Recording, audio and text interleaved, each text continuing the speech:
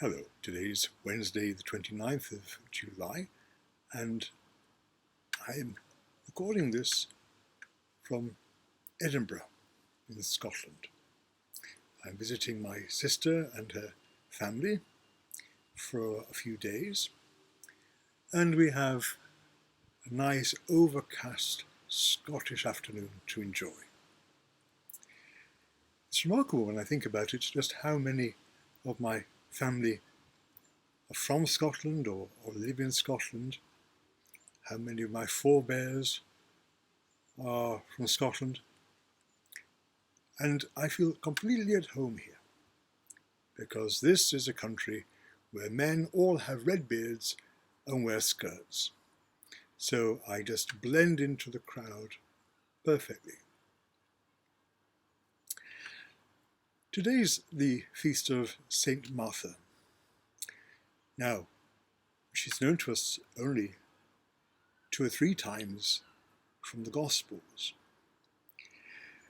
And I remember that time when our Lord went to the tomb of her brother Lazarus.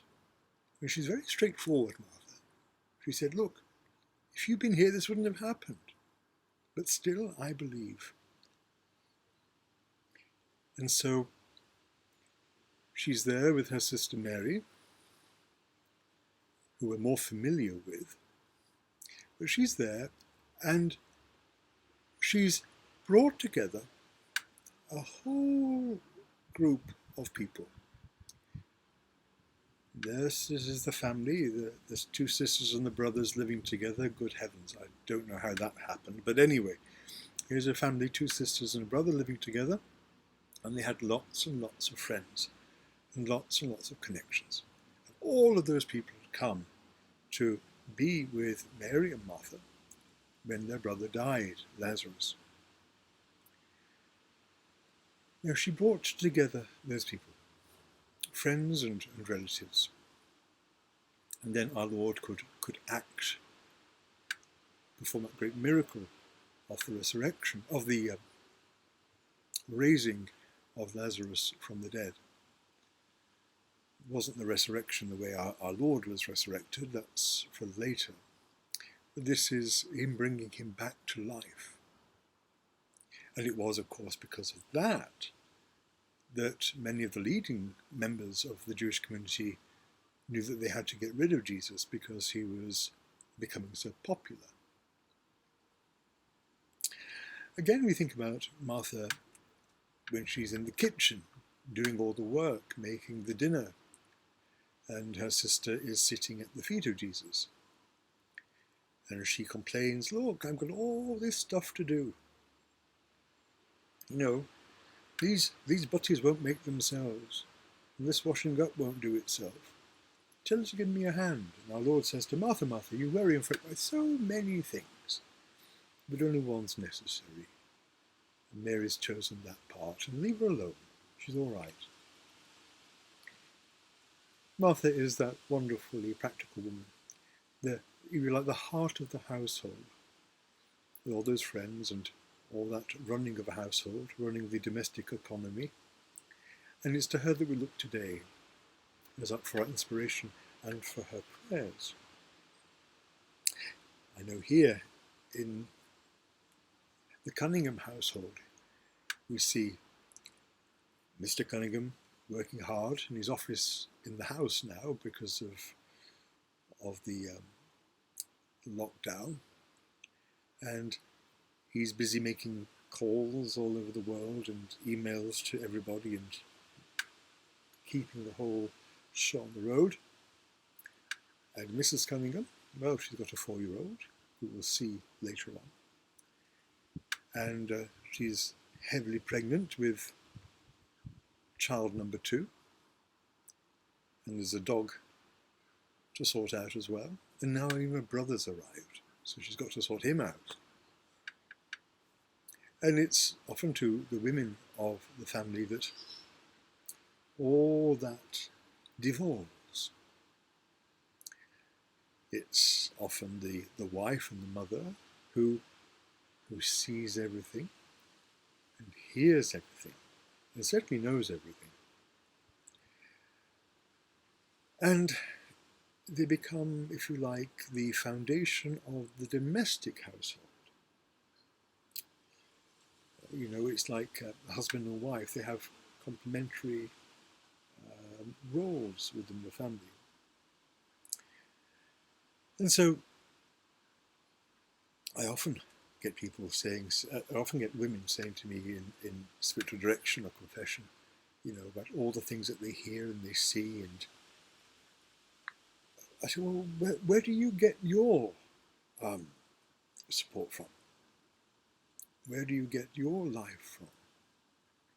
You know, so often it's give, give, give, and it's watching out for everybody else.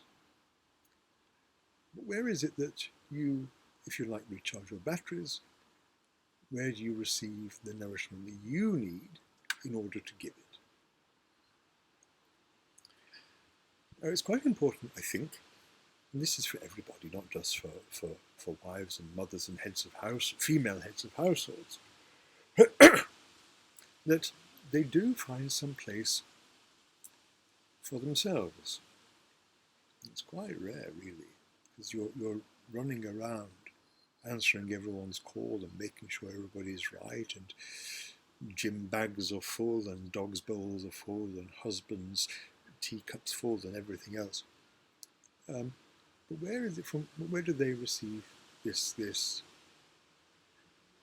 light, this love, this nurturing? Well, of course they do in the family itself, but it's that time you do get to yourself, and it is important. It might even mean getting up an hour before everybody else does to have the house to yourself. And in that time, you can pray. You can make a big cup of coffee and sit down and not react, but be in a state of peace. And I think if people, all people really, but especially these busy people, you busy people, us busy people, if we do find that place within ourselves of peace, then everybody else benefits. It's important to be selfish in a good way, because from your selfishness, best understood, everybody else will benefit. That's really rather like the economics of Adam Smith from Edinburgh, one of my influences on my life, actually. Adam Smith. I'm very interested in economics and political economics.